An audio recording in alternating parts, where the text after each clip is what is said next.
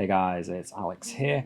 If you've been watching along so far, you'll have seen me disassemble this 1910-ish Thornton Pickard camera.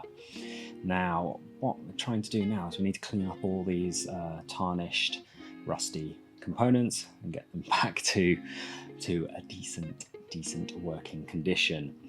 So we've tried a few different options here, the first being ketchup, which was recommended to me for cleaning brass, and the second one was some baking soda and vinegar.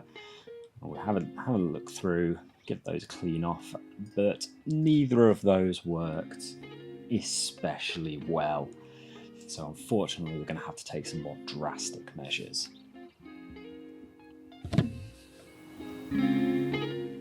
So in the end, I decided we needed to grind off all this corrosion. So I set up a little grinding station in my spare bedroom to get all this done with a Dremel. And believe me, it was not a fun experience.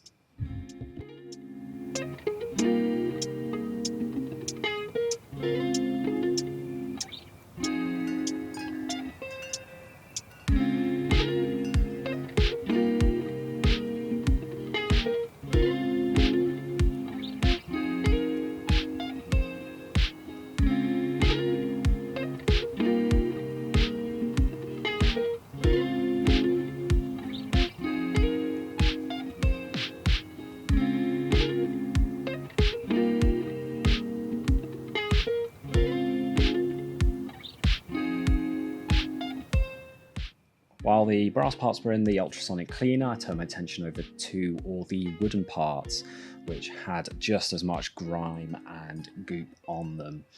Now I started first by giving them a wipe down with alcohol, and just to get all that surface grime and muck off. I then had to do a bit of scraping to get all the residual glue away from where I had removed the bellows. This took a while, but wasn't too bad in the end. After that, everything could have a nice polish up and start being reassembled.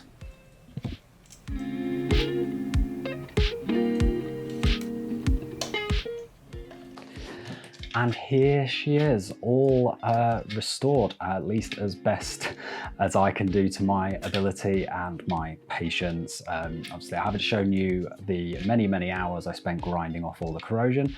It took so long, probably about 10-12 hours work just to do that. But yes, all looking good, looking much better than it was, and the mechanism, the sliding mechanism, actually works.